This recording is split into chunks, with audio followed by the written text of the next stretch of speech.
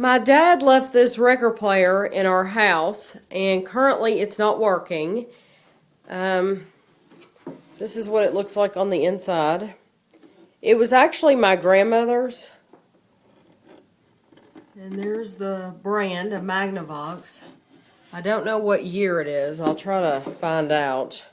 And this is on this side, and you can keep your records in there.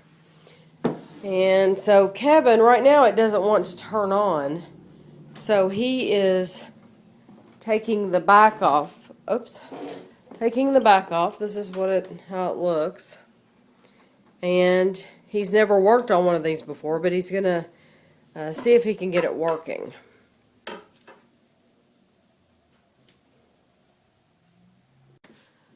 Okay, he has all the screws out, and we're going to pull this off.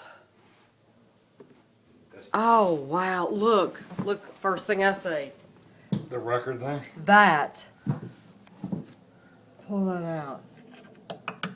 This is what we used to put in the middle of a 45 record. Yeah, there's an old record label.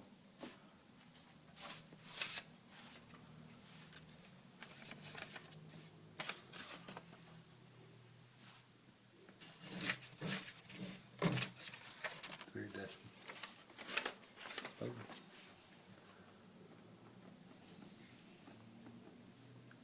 Yeah, it's in this board probably somewhere. But it's probably going to be a tube. I need to clean these transformers off. How are you going to clean them I'll off? have to get a vacuum cleaner. Vacuum it out. That looks like a hair thing back there. Right back there. See that? Yeah. A bobby pin. A bobby pin, yeah. There's a Band-Aid. And then there's another. Cobwebs. I don't think they make Band-Aids like that anymore. Probably not. What's this writing on this? It's glued. Oh, it's glued? Why is it glued? So if somebody tries to fix it? Yeah, that's all the schematics for all the wiring and stuff. So shows you the amplifier. Magnavox. I still don't see a year on it. It's, Look, notice to servicemen. Here we go.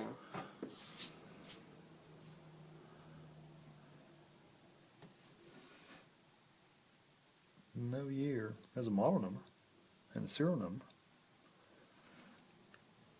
1ST626R. Finished cherry. 150 watts. Run number 2.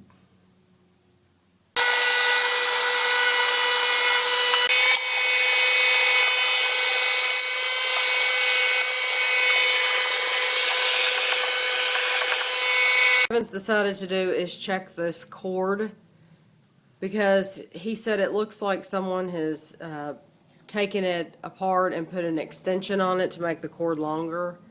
So we just want to make sure it's hooked up right here before we take anything else apart. Before I have to start pulling out that whole board and figuring out what's going on. Because right now when we plug it in, it doesn't come on, light up, or anything. They use crimp connectors. So that'd probably go down. No, that came right out. I don't know if it was loose or not. But Wow. I'll have to So bring it could be as simple as that. Yeah, I'll have to bring my torch, my little soldering torch up here and solder it back on there. But yeah, it popped right out of there when I touched it. But surely it was in. It looked like it was in there. It's just it may have pulled out enough to where it wasn't making contact. So let me go get my stuff. Yeah, I got my butane soldering iron. I gotta let it heat up a little bit here. Yeah, and now I'm gonna solder these 2 wires together, so they will never come loose again.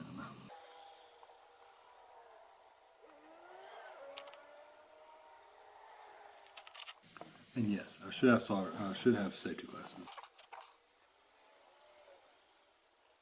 This is a very handy little tool if you ever need to solder, or it's got a rope cutting blade on there, and it's got just a little blowtorch blade to where it'll blow fire out. It's really nice. It's got a little can for soldering. It's got a lid. It's got a heat gun adapter on it to where you can, heat up like something if you wanted to melt it. So it's really nice. The bad thing is it stays hot a really long time, so you gotta kind of prop it up to where it won't touch anything. I don't have any electrical tape. I didn't have any, but I've used duct tape in the past to just to keep things from shorting out is really all it is.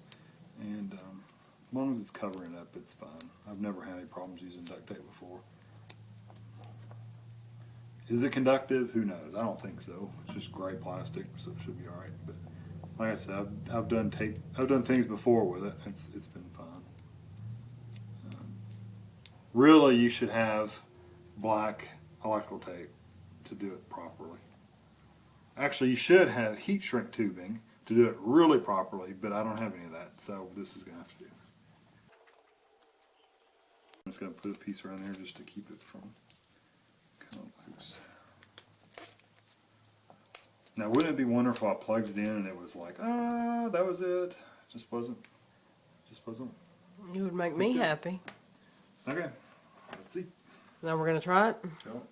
Okay, I'm going to plug it in. I'm going to turn it on. No.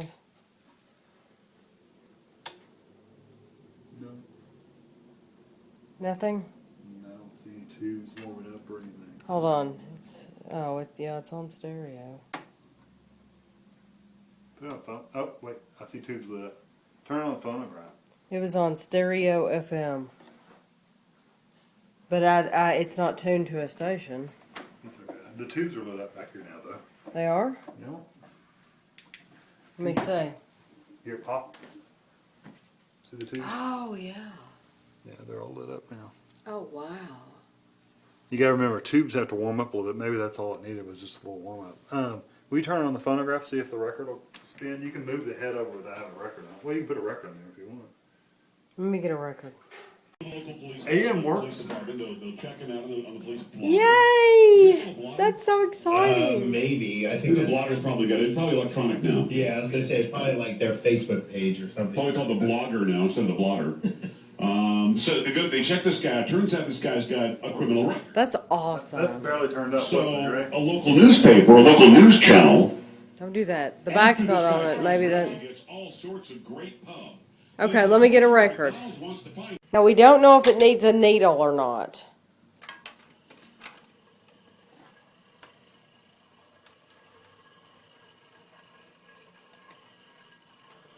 Definitely not turning fast enough. Well, it's only a 33.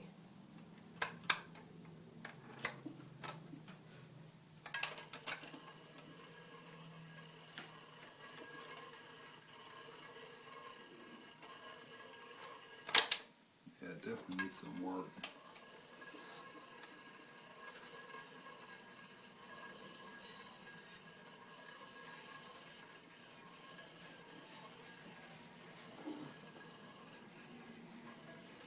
I hear it. You hear vibrating? Yeah, I hear it. I hear music. Is it any of these? Loudness? I think it has to do with this.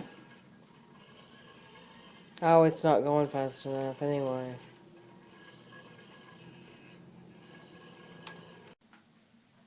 Yeah, I'm gonna button it back up because I don't know what to do about the phonograph part, the record player part.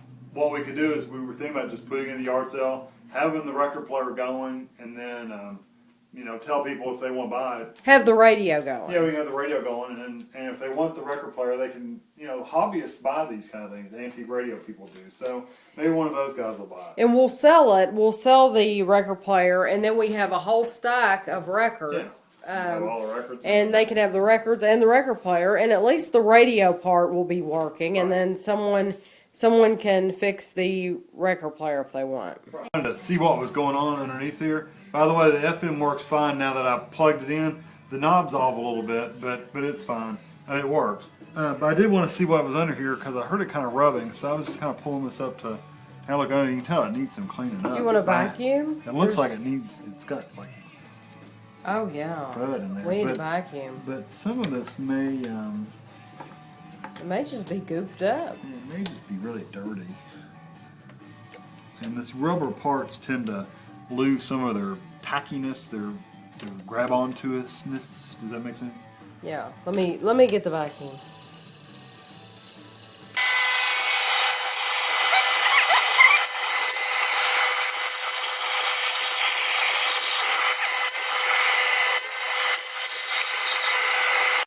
But this doesn't really, it's lost its spring tension. It doesn't really push against there anymore. Mm-hmm.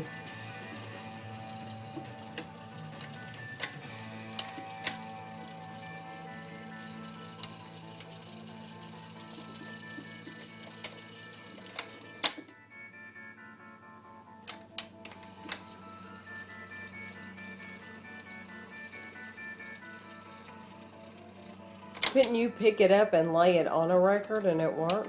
Yeah, it wasn't going fast enough. See, this little motor here spins this, which then grabs the edge of this and turns it. And if the spring tension on this is not tight enough, you can see, look, with just any tension put on there and it stops it. Right. So that needs a new spring or something in there to that's my guess at least. Now, could I take it all apart and figure out where the spring is? Probably. I don't know if it's worth it to.